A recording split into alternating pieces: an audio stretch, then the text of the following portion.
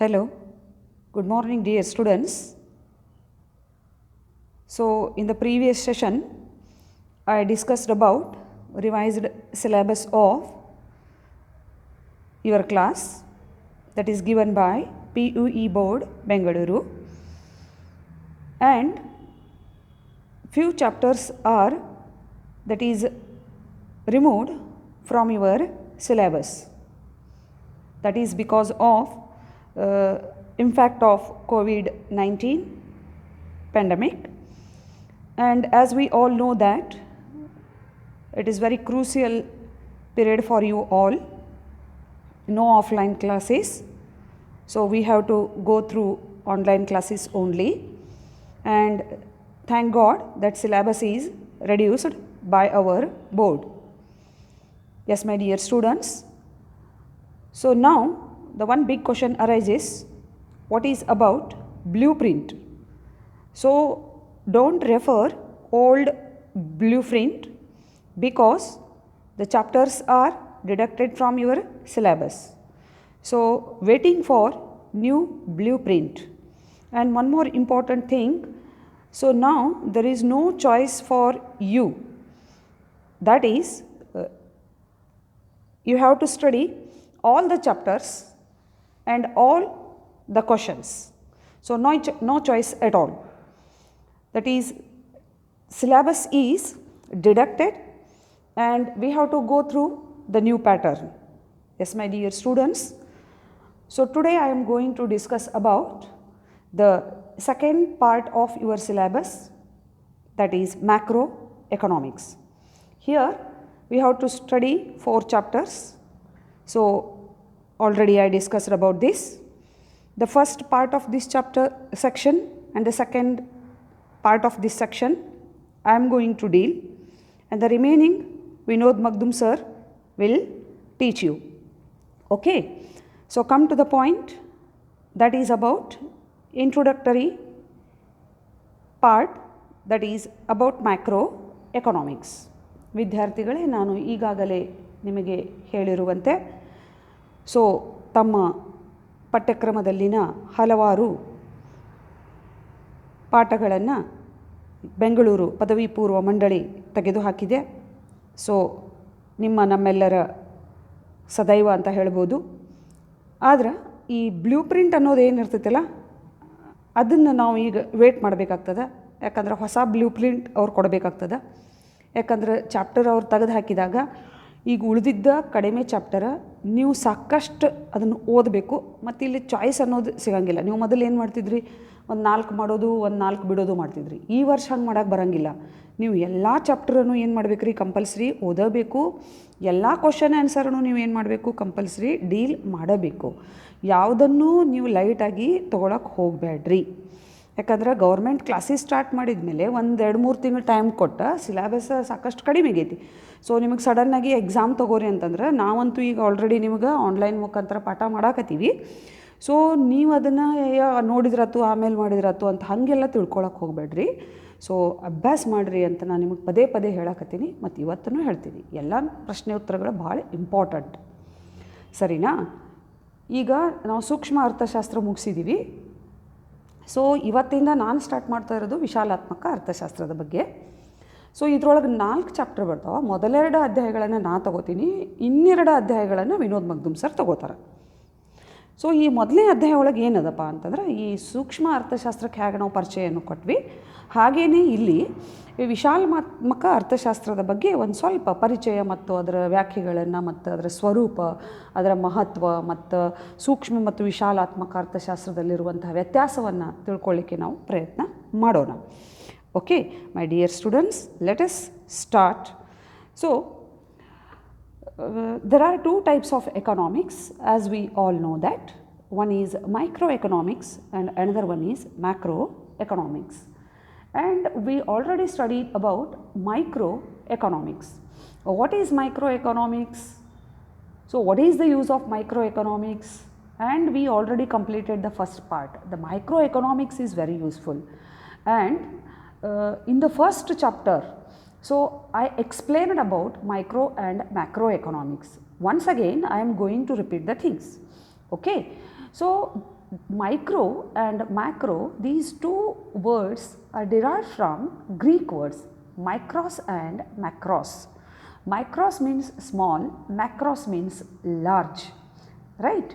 So microeconomics means the economics which deals with individual aspects of the economy, which deals with personal aspects of the economy.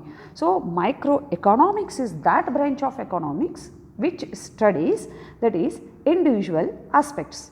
So individually it threw light on, that is, few important individual elements. Okay, you take for example, so we studied about the theory of consumer behavior.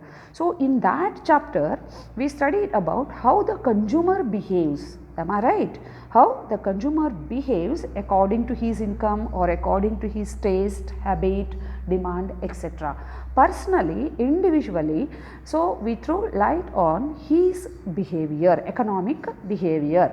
So in the same manner, microeconomics deals with the aspects related to particular firm, a particular, that is, concept. You take for example personal income, personal saving, personal consumptions. So it deals with the individual aspects, smaller and smaller units of the economy. And on the other hand, macroeconomics.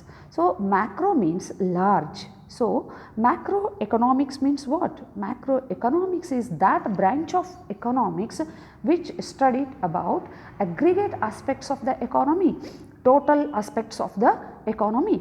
So what are those aggregate aspects of the economy? So it means it studies about general concepts of the economy. Take for example national income, about the industry, total demand, total supply, total production, total investment, like this. ವಿದ್ಯಾರ್ಥಿಗಳೇ, ನಾವು ಈಗಾಗಲೇ ಮೊದಲನೆಯ ಅಧ್ಯಾಯದಲ್ಲಿ ಸೂಕ್ಷ್ಮ ಅರ್ಥಶಾಸ್ತ್ರ ಅಧ್ಯಯನ ಮಾಡಬೇಕಾದಾಗ ಸೂಕ್ಷ್ಮ ಅರ್ಥಶಾಸ್ತ್ರ ಮತ್ತು ವಿಶಾಲಾತ್ಮಕ ಅರ್ಥಶಾಸ್ತ್ರದ ಬಗ್ಗೆ ವಿವರಣಾತ್ಮಕವಾಗಿ ಅಧ್ಯಯನ ಮಾಡಿದ್ದೇವೆ. ಮತ್ತೊಮ್ಮೆ ಅವೆರಡರ ಬಗ್ಗೆ ನಿಮಗೆ ಮಾಹಿತಿಯನ್ನು ಕೊಡುತ್ತಾ ಈ ಅಧ್ಯಾಯದಲ್ಲಿ ಬರ್ತಕ್ಕಂತಹ ವಿಶಾಲಾತ್ಮಕ ಅರ್ಥಶಾಸ್ತ್ರವನ್ನು ವಿವರಣಾತ್ಮಕವಾಗಿ ಅಧ್ಯಯನ ಮಾಡೋಣ. ಸೊ ಮೈಕ್ರೋ ಮತ್ತು ಮ್ಯಾಕ್ರೋ ಈ ಎರಡು ಆಂಗ್ಲ ಪದಗಳು ಗ್ರೀಕ್ ಭಾಷೆಯಿಂದ ಬಂದಂಥವು. ಮೈಕ್ರೋ ಅಂದರೆ ಸೂಕ್ಷ್ಮ, ಮ್ಯಾಕ್ರೋ ಅಂದರೆ ಸಮಗ್ರ ಅಂತ ಅರ್ಥ. ಸೊ ಈ ಸೂಕ್ಷ್ಮ ಅರ್ಥಶಾಸ್ತ್ರವು ವೈಯಕ್ತಿಕವಾಗಿ ಆರ್ಥಿಕ ಚಟುವಟಿಕೆಗಳನ್ನು ಕೂಲಂಕುಷವಾಗಿ ಚಿಕ್ಕ ಚಿಕ್ಕ ಘಟಕಗಳನ್ನಾಗಿ ಅಧ್ಯಯನ ಮಾಡುವಂಥದ್ದು. ಉದಾಹರಣೆಗೆ ಒಬ್ಬ ವ್ಯಕ್ತಿಯ ಅನುಭೋಗ, ಒಬ್ಬ ವ್ಯಕ್ತಿಯ ಉಳಿತಾಯ, ಒಬ್ಬ ವ್ಯಕ್ತಿಯ ಉತ್ಪಾದನೆ ಅಥವಾ ಪೂರೈಕೆ, ಒಂದು ಘಟಕದ ಪೂರೈಕೆ, ಒಂದು ಘಟಕದ ಉತ್ಪಾದನೆ ಇತ್ಯಾದಿಗಳು. ಸೊ ವೈಯಕ್ತಿಕ ವರಮಾನ, ಇವೆಲ್ಲವುಗಳನ್ನು ನಾವು ಅಲ್ಲಿ ಅಧ್ಯಯನ ಮಾಡುತ್ತೇವೆ. ಇನ್ನೊಂದು ಕಡೆಗೆ ಸೂಕ್ಷ್ಮ ಅರ್ಥಶಾಸ್ತ್ರದ ವಿರುದ್ಧವಾದಂಥದ್ದು ಸಮಗ್ರ ಅರ್ಥಶಾಸ್ತ್ರ, ವಿಶಾಲಾತ್ಮಕ ಅರ್ಥಶಾಸ್ತ್ರ. ಈ ಸಮಗ್ರ ಅರ್ಥಶಾಸ್ತ್ರವು ವೈಯಕ್ತಿಕವಾಗಿ ಅಲ್ಲ, ಒಟ್ಟಾರೆ ಸಮಗ್ರ ಆರ್ಥಿಕ ಚಟುವಟಿಕೆಗಳನ್ನು ಅಧ್ಯಯನ ಮಾಡುವಂಥದ್ದು. ಈ ಸಮಗ್ರ ಅರ್ಥಶಾಸ್ತ್ರವು ಒಟ್ಟು ದೇಶದ ಉತ್ಪಾದನೆ, ಒಟ್ಟು ಬಂಡವಾಳ ತೊಡಗಿಸುವಿಕೆ ಅಥವಾ ಒಟ್ಟು ಅನುಭೋಗ, ಒಟ್ಟು ಬೇಡಿಕೆ, ಒಟ್ಟು ಪೂರೈಕೆ, ಒಟ್ಟು ದೇಶದ ಆದಾಯ ಇತ್ಯಾದಿಗಳನ್ನು ಅಧ್ಯಯನ ಮಾಡುವಂಥದ್ದು. ಸೊ ಈ ಅಧ್ಯಾಯದಲ್ಲಿ ನಾವು ಕಲಿಯತಕ್ಕಂಥದ್ದು ವಿಶಾಲಾತ್ಮಕ ಅರ್ಥಶಾಸ್ತ್ರ. Yes my dear students, in this chapter we are going to study about macro economics. Yes, so one definition is given here. I will go through the slide. Please listen. P.A. Samuelson, a great economist. So according to him, what is macroeconomics? Macroeconomics is the study of the behavior of the economy as a whole. It examines the overall level of nation's output, employment, prices and foreign trade. See here, so few examples are given here. What are the examples? The overall national output, nation's output, employment, the prices and foreign trade. So these all are aggregate aspects. These all are general aspects. These all are national level aspects. Am I right? It examines the overall level of nation's output. Overall nations of output means it studies general aspects of the economy, general output, general production, general employment level. So general price level, aggregate demand, aggregate supply, etc. Therefore, macroeconomics refers to the study of aggregate aspects of the economy covering the entire economy, including general employment level, general price level, general wage level, aggregate demand, aggregate supply, national income, national output, rate of interest, cost structure of the industry, theory of money, etc. Yes, is it clear, my dear students? So, these all are the important aspects which we covered in macroeconomics. ವಿದ್ಯಾರ್ಥಿಗಳೇ, P A ಸ್ಯಾಮ್ಯುಲ್ಸನ್ ಅನ್ನತಕ್ಕಂತಹ ಅರ್ಥಶಾಸ್ತ್ರಜ್ಞರು ಹೇಳುವ ಪ್ರಕಾರ ಸಮಗ್ರ ಅರ್ಥಶಾಸ್ತ್ರವು ಆರ್ಥಿಕತೆಯ ವರ್ತನೆಯ ಒಂದು ಸಂಪೂರ್ಣ ಅಧ್ಯಯನ. ಆರ್ಥಿಕತೆ ಎಂದರೆ ಒಂದು ಇಡೀ ದೇಶದ ಆರ್ಥಿಕ ಚಟುವಟಿಕೆಗಳನ್ನು ಇದು ವಿವರಣಾತ್ಮಕವಾಗಿ ಅಧ್ಯಯನ ಮಾಡುತ್ತದೆ. ಒಂದು ದೇಶದ ಉತ್ಪನ್ನ, ಒಂದು ದೇಶದ ಉದ್ಯೋಗ, ಒಂದು ದೇಶದ ಬೆಲೆಗಳು, ಅಲ್ಲಿರ್ತಕ್ಕಂತಹ ವಿದೇಶಿ ವ್ಯಾಪಾರ ಇತ್ಯಾದಿ. ಇದು ಸಮಗ್ರ ಅರ್ಥಶಾಸ್ತ್ರವು.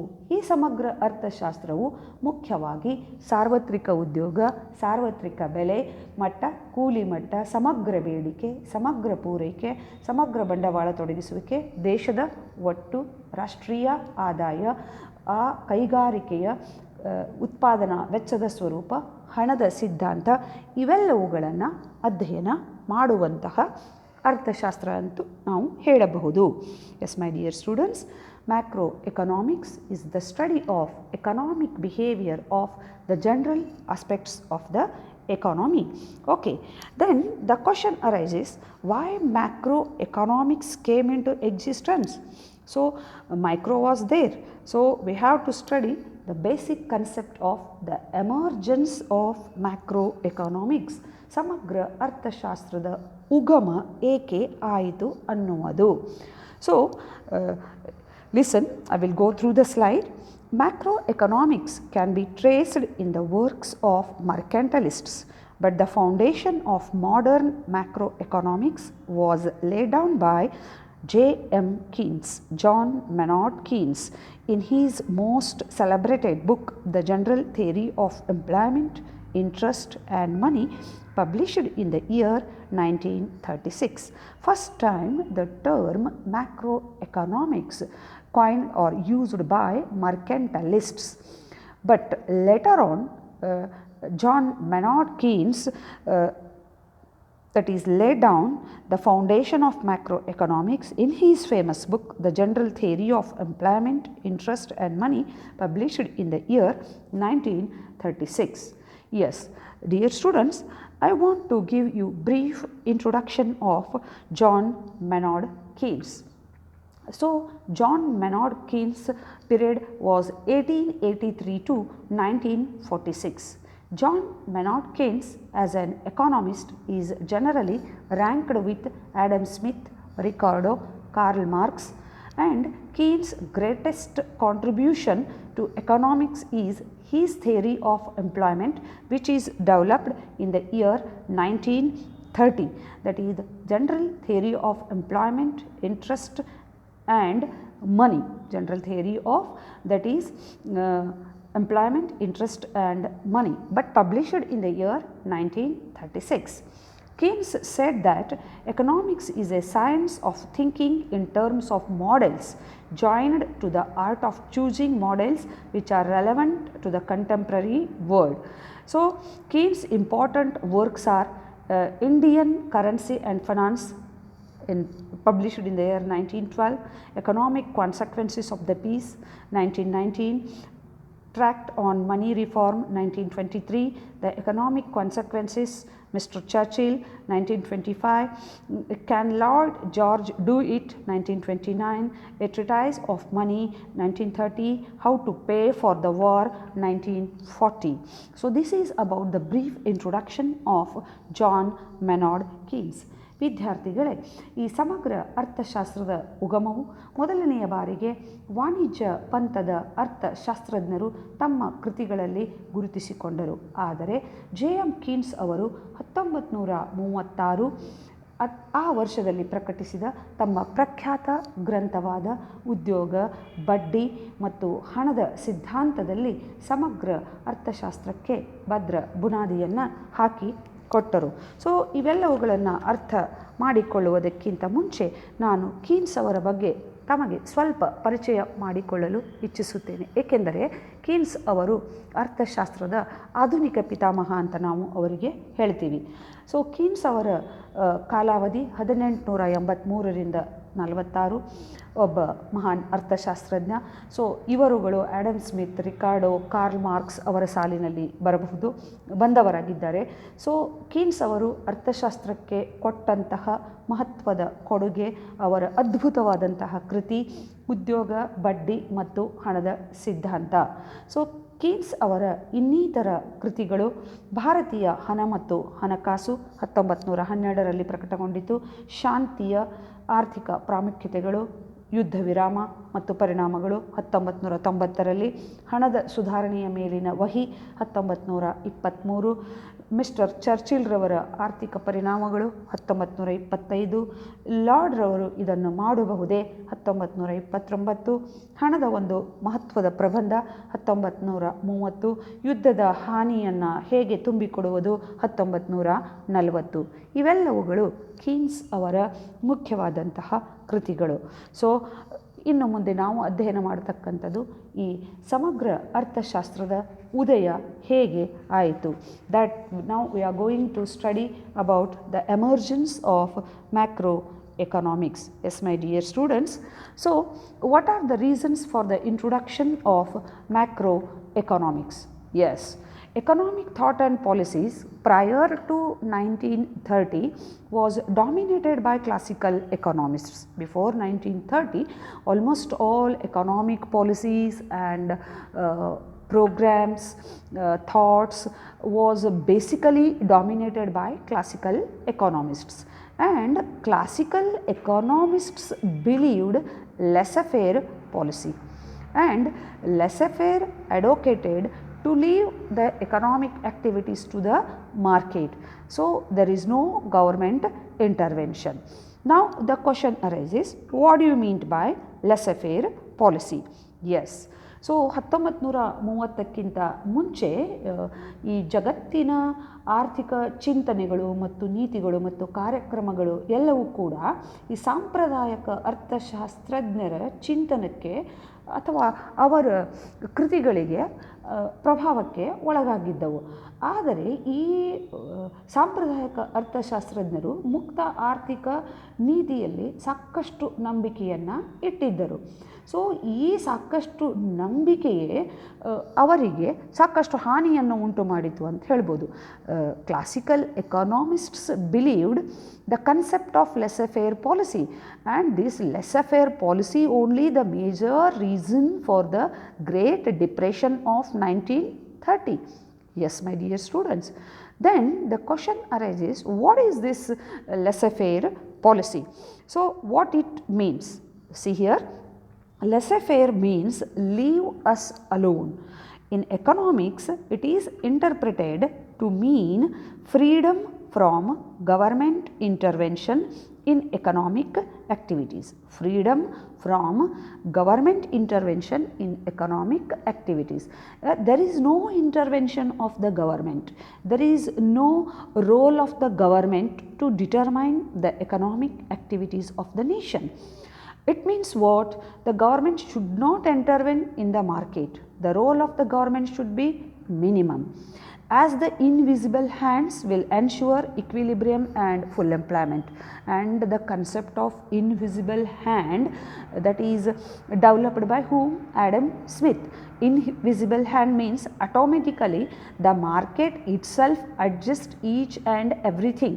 Equilibrium is possible with the help of this invisible hand.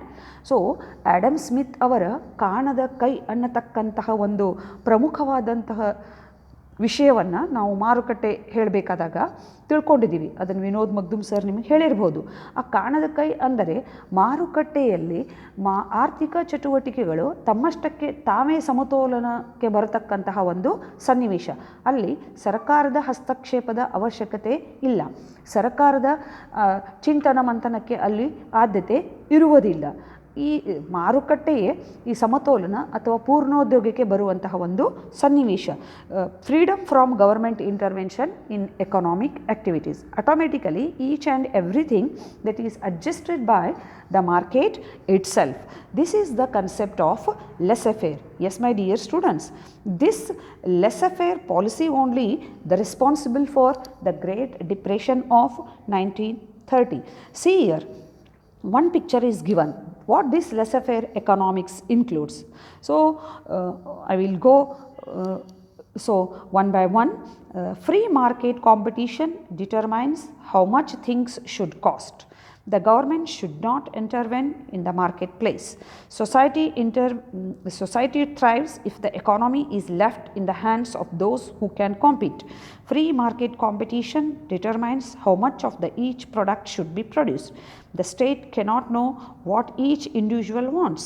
Entrepreneurs determine what should be produced. See these all boxes. Yes, my dear students, the very important chart is given here. So, come to the basic gist of the laissez-faire policy.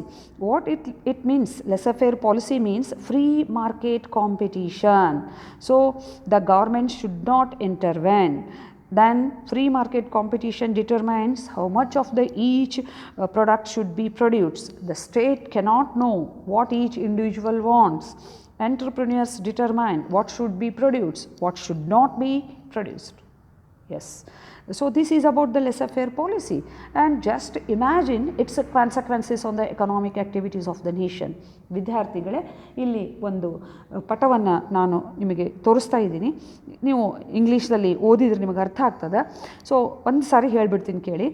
ಮುಕ್ತ ಮಾರುಕಟ್ಟೆ ಅಂತ, ಮುಕ್ತ ಮಾರುಕಟ್ಟೆಯಲ್ಲಿನ ಪೈಪೋಟಿ ಅಂತ, ಸರ್ಕಾರದ ಹಸ್ತಕ್ಷೇಪ ಇರುವುದಿಲ್ಲ ಅಂತ. ಸೊ ಎಲ್ಲ ಆರ್ಥಿಕ ಚಟುವಟಿಕೆಗಳು ಉತ್ಪಾದನಾಕಾರನಿಗೆ, ಉದ್ದಿಮೆದಾರನಿಗೆ ಬಿಟ್ಟುಕೊಟ್ಟದ್ದು. ಸೊ ಸರ್ಕಾರಕ್ಕೆ ಯಾವುದೇ ವೈಯಕ್ತಿಕವಾದಂತಹ ಮಾಹಿತಿ ಇಲ್ಲಿ ಇರುವುದಿಲ್ಲ. ಸೊ ಉತ್ಪಾದನಾಕಾರನು ಏನನ್ನು ಉತ್ಪಾದಿಸಬೇಕು, ಏನನ್ನು ಉತ್ಪಾದಿಸಬಾರದು ಎನ್ನುವುದನ್ನು ನಿರ್ಧಾರ ಮಾಡುತ್ತಾನೆ. ಅಂದರೆ ಮುಕ್ತ ಆರ್ಥಿಕ ನೀತಿ. ಸೊ ಇದು ಬಹಳ ಮುಖ್ಯವಾದದ್ದು ಅಂತ ನಾವು ಹೇಳ್ಬೋದು. ಇದರ ದುಷ್ಪರಿಣಾಮ ಏನಾಯ್ತಪ್ಪ ಅಂತಂದ್ರೆ, ಒಂದು ಸರ್ತಿ ಹೇಳ್ತೀನಿ ಕೇಳಿಬಿಡಿ. ಸೊ 17ನೇ ಶತಮಾನದ ಅಂತ್ಯಕ್ಕೆ ಪ್ರಚಲಿತಕ್ಕೆ ಬಂದಂತಹ ಇದು ಸರ್ಕಾರದ ಹಸ್ತಕ್ಷೇಪದಿಂದ ಮುಕ್ತವಾಗಿರತಕ್ಕಂತಹ ಒಂದು ಆರ್ಥಿಕ ನೀತಿ. ಸೊ ಇಲ್ಲಿ ಸರ್ಕಾರದ ಹಸ್ತಕ್ಷೇಪವಿಲ್ಲದೆ ಸಾಂಪ್ರದಾಯಿಕ ಅರ್ಥಶಾಸ್ತ್ರಜ್ಞರು ನಂಬಿದಂತಹ ಈ ನೀತಿಯು ಮಾರುಕಟ್ಟೆಯಲ್ಲಿ ಮುಖ್ಯವಾಗಿ ಕಾಣದ ಕೈಗಳ ಶಕ್ತಿಗಳನ್ನು ನಂಬಿಕೊಂಡು ಪೂರ್ಣ ಉದ್ಯೋಗ ಮತ್ತು ಆರ್ಥಿಕ ಸಮತೋಲನವನ್ನು ತಲುಪುತ್ತವೆ ಅಂತ ಅವರು ಭಾವಿಸಿದ್ದರು. ಆದರೆ ಕೈಗಾರೀಕರಣದಿಂದ ಉದ್ಭವವಾದ ಸಾಮಾಜಿಕ ಮತ್ತು ಆರ್ಥಿಕ ಸಮಸ್ಯೆಗಳನ್ನು ನಿಭಾಯಿಸುವಲ್ಲಿ ಈ ಮುಕ್ತ ಆರ್ಥಿಕ ನೀತಿಯು ವಿಫಲವಾಯಿತು. ಗಣನೀಯವಾಗಿ 19ನೇ ಶತಮಾನದ ಅಂತ್ಯದಲ್ಲಿ ಇದರ ಮಹತ್ವ, ಜನಪ್ರಿಯತೆ ಕ್ಷೀಣಿಸುತ್ತಾ ಹೋಯಿತು. ಇದು ಅಂತ್ಯಗೊಂಡಿತು ಮತ್ತು ಜಗತ್ತು ಎಂದೂ ಕಂಡರಿಯಲಾದಂತಹ ಆರ್ಥಿಕ ಮುಗ್ಗಟ್ಟನ್ನು ಇದು ಹುಟ್ಟು ಹಾಕಿತು ಅಂತ ನಾವು ಹೇಳ್ಬೋದು.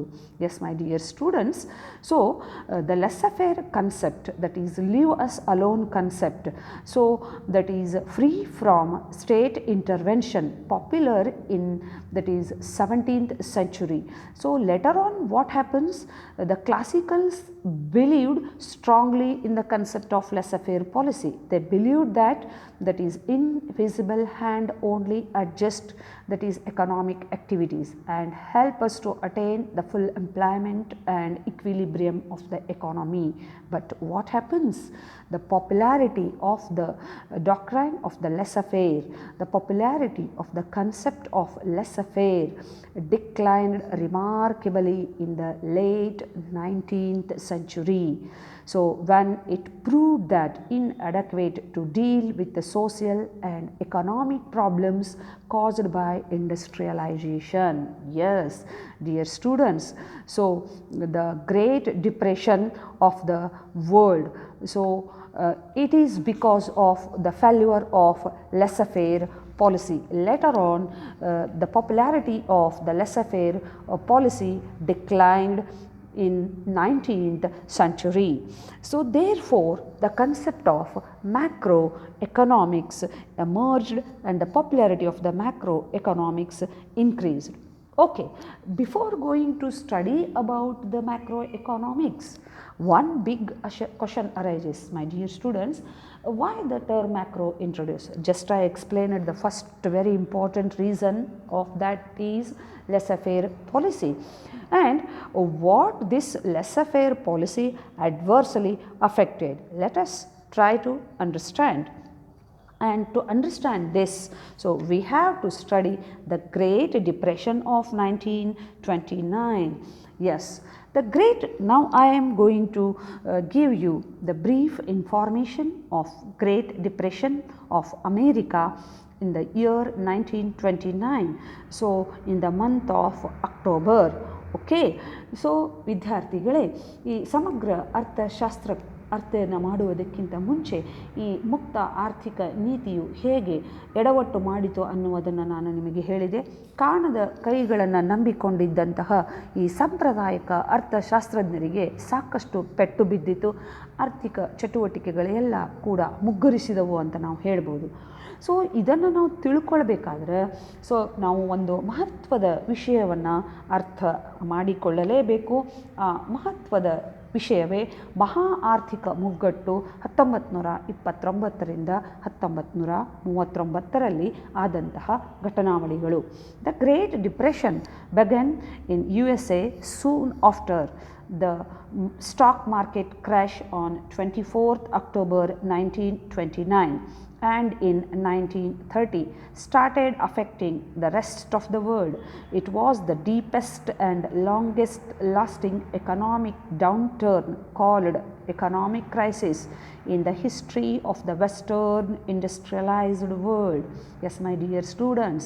So the Great Depression began in USA in the year 1929 when the stock market crashed on 24th October, adversely affect the rest of the world, and the effect was so deep and longest, yes, in the Western industrialized world.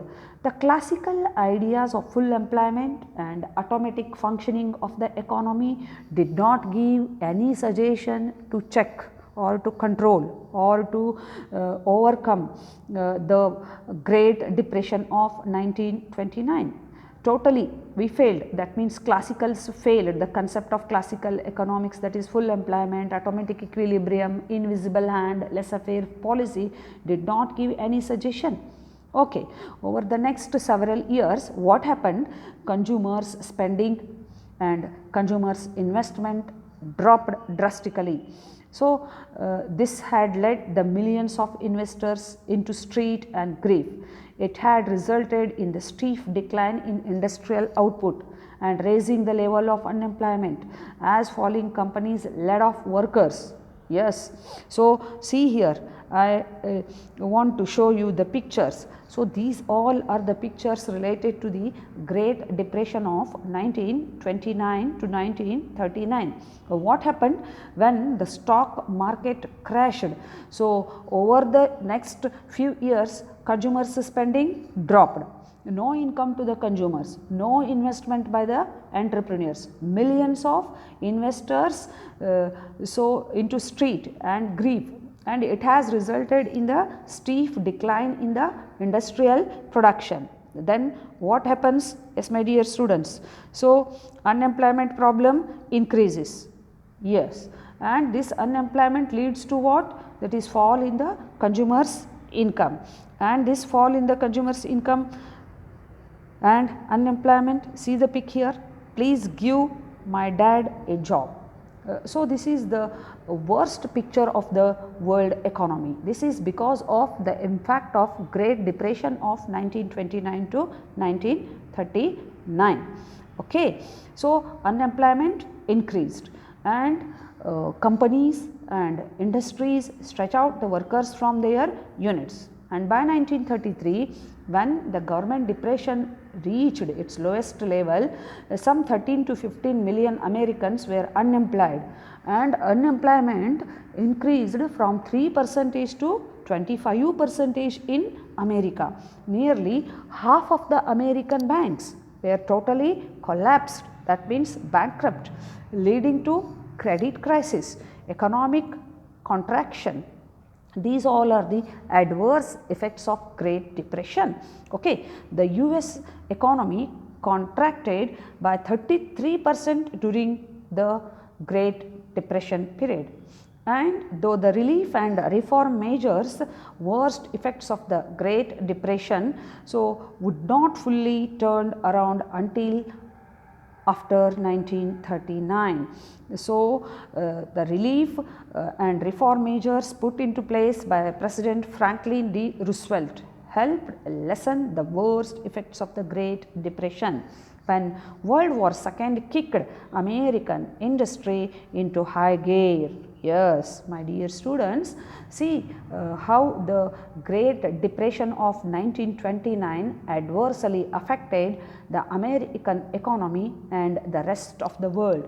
The classical concept of laissez-faire policy, atomic equilibrium and atomic adjustment totally failed, and the classical ideas did not give any suggestions to come out of this grave. So, the consumer spending, investment dropped, industrial production totally reduced, unemployment increased from 3% to 25%. Totally, the American economy collapsed during the Great Depression of 1929, and the Great Depression of 1929 adversely affect the rest of the world. Therefore, the new concept of macroeconomics introduced. Fortunately, when World War II kicked American industry that starts again its production. Yes, my dear students, 1929ರಲ್ಲಿ ಜಗತ್ತು ಎಂದೂ ಕಂಡರಿಯದಂತಹ ಆರ್ಥಿಕ ಮುಗ್ಗಟ್ಟನ್ನು ಅಮೆರಿಕದ ಅರ್ಥವ್ಯವಸ್ಥೆಯು ಅನುಭವಿಸಿತು. ಅದರ ದುಷ್ಪರಿಣಾಮವು ಜಾಗತಿಕ ಮಟ್ಟದಲ್ಲಿ ಸಾಕಷ್ಟು ಇತ್ತು ಅಂತ ನಾವು ಹೇಳ್ಬೋದು. ಈ ಕೈಗಾರೀಕರಣದಿಂದ ಆದಂತಹ ದುಷ್ಪರಿಣಾಮಗಳನ್ನು ಎದುರಿಸುವಲ್ಲಿ ಸಾಂಪ್ರದಾಯಿಕ ನೀತಿಗಳೆಲ್ಲವೂ ಕೂಡ ವಿಫಲವಾದಾಗ ಈ ಆರ್ಥಿಕ ಮುಗ್ಗಟ್ಟು ಸಂಭವಿಸಿತು ಅಂತ ನಾವು ಹೇಳ್ಬೋದು.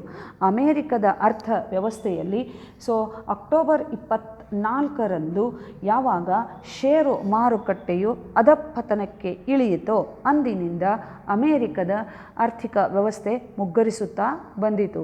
ಅನುಭೋಗಿಯ ವೆಚ್ಚದ ಪ್ರಮಾಣ ಕಡಿಮೆಯಾಯಿತು, ಬಂಡವಾಳ ತೊಡಗಿಸುವ ಪ್ರಮಾಣ ಕಡಿಮೆಯಾಯಿತು, ಅದರಂತೆ ಇನ್ನಿತರ ಆರ್ಥಿಕ ಚಟುವಟಿಕೆಗಳೆಲ್ಲವೂ ಕಡಿಮೆಯಾದವು. ನಿರುದ್ಯೋಗ 3% ಶೇಕಡ 25ರಷ್ಟು ಹೆಚ್ಚಾಯಿತು. ಈ ಚಿತ್ರ ನೋಡಿದರೆ ನಿಮಗೆ ಗೊತ್ತಾಗ್ತದೆ ಯಾವ ರೀತಿಯಾಗಿ ಈ ಅಮೇರಿಕಾದ ಆರ್ಥಿಕ ಮುಗ್ಗಟ್ಟು ಇತ್ತು ಅಂತ ನಾವು ಹೇಳ್ಬೋದು. ಎಸ್ ಮೈ ಡಿಯರ್ ಸ್ಟೂಡೆಂಟ್ಸ್, ಯಾವ ರೀತಿ ಇತ್ತಂದ್ರೆ ಉತ್ಪನ್ನದಲ್ಲಿ ಭಾರಿ ಇಳಿಕೆಯಾಗಿ ಈ ಕೈಗಾರಿಕಾ ಉದ್ದಿಮೆದಾರರಾಗಲಿ ಅಥವಾ ಉತ್ಪನ್ನಕಾರರಾಗಲಿ ತಮ್ಮ ಕಾರ್ಮಿಕರನ್ನು ತಮ್ಮ ಘಟಕಗಳಿಂದ ತೆಗೆದುಹಾಕಿದರು. ನಿರುದ್ಯೋಗ ಸಮಸ್ಯೆ ಉಲ್ಬಣಿಸಿತು, ಬಡತನ ತಾಂಡವಾಡಿತು, ಹಸಿವು ಹೆಚ್ಚಾಯಿತು. ಅಮೇರಿಕಾದ ಅರ್ಧದಷ್ಟು ಬ್ಯಾಂಕ್ಗಳೆಲ್ಲವೂ ಕೂಡ ಏನಾಗಿದ್ವಪ್ಪ ಅಂತಂದ್ರೆ ಆ ಕಾಲದಲ್ಲಿ ದಿವಾಳಿಯಾಗಿದ್ವು ಅಂತ ನಾವು ಹೇಳ್ಬೋದು. ಯಾವ ರೀತಿ ದಿವಾಳಿಯಾಗಿದ್ವು ಅಂದ್ರೆ ಅವು ಎಲ್ಲವೂ ಕೂಡ ಹಾಳಾಗುವಂಥ ಪರಿಸ್ಥಿತಿ ಬಂತು. ಇನ್ನು ಅವೆಲ್ಲ ಮತ್ತೊಮ್ಮೆ ಹೇಳ್ತವೋ ಇಲ್ಲೋ ಅನ್ನತಕ್ಕಂತಹ ಒಂದು ಸನ್ನಿವೇಶ ಅಲ್ಲಿ ಹುಟ್ಟು ಹಾಕಿತ್ತು ಅಂತ ನಾವು ಹೇಳ್ಬೋದು. ಯಾವಾಗ ಎರಡನೆಯ ಪ್ರಪಂಚ ಮಹಾಯುದ್ಧ ಪ್ರಾರಂಭವಾಯಿತು ಆವಾಗ ಮತ್ತೆ ಅಮೇರಿಕಾದ ಕೈಗಾರಿಕಾ ವಲಯ ವೇಗದೊಂದಕ್ಕೆ ಜಿಗಿಯಿತು ಅಂತ ನಾವು ಹೇಳ್ಬೋದು. ನೋಡ್ರಿ ಯಾವ ರೀತಿಯಾಗಿ ನಾವು ಯುದ್ಧವನ್ನು ಹಾನಿಕಾರಕ ಅಂತ ಹೇಳ್ತೀವಿ, ಈ ಯುದ್ಧದ ದುಷ್ಪರಿಣಾಮಗಳೇ ಹೆಚ್ಚಿರ್ತಾವ. ಆದ್ರೆ ಈ 1929ರ ಮಹಾ ದುರಂತದಿಂದ ಹೊರಬರಬೇಕಾದ್ರೆ ಜಗತ್ತಿಗೆ ಯುದ್ಧವು ಅನುಕೂಲತೆಯನ್ನು ಮಾಡಿಕೊಟ್ಟಿತು ಅಂತ ನಾವು ಹೇಳ್ಬೋದು. ಸೊ ಈ ಎಲ್ಲ ಕಾರಣಗಳಿಂದ ನಾವು ಏನು ಅರ್ಥ ಮಾಡ್ಕೊಂಡಿದ್ದೀವಲ್ಲ, ಸೂಕ್ಷ್ಮ ಅರ್ಥಶಾಸ್ತ್ರ ಅಥವಾ ಈ ಮುಕ್ತ ಆರ್ಥಿಕ ನೀತಿ ಆರ್ಥಿಕ ಚಟುವಟಿಕೆಗಳಿಗೆ ಸಾಕಷ್ಟು ಪೂರಕವಾಗ್ತವ, ಬಹಳಷ್ಟು ಅನುಕೂಲಕರವಾಗ್ತವ ಅನ್ನೋದು ಎಲ್ಲ ಸುಳ್ಳು ಅಂತ ಸಾಬೀತಾಯಿತು. ಈ ಹೊಸ ಅಧ್ಯಯನಕ್ಕೆ ಎಡೆ ಮಾಡಿಕೊಟ್ಟಿತು. ಸಮಗ್ರ ಅರ್ಥಶಾಸ್ತ್ರದ ಬಗ್ಗೆ ಅಧ್ಯಯನ ಮಾಡುವಂತಹ ಒಂದು ಸನ್ನಿವೇಶ ಬಂದಿತು ಅಂತ ನಾವು ಹೇಳ್ಬೋದು. Yes my dear students, so this is about today's topic. Okay, take care of your health, stay home, stay safe and stay happy. See you in the next session.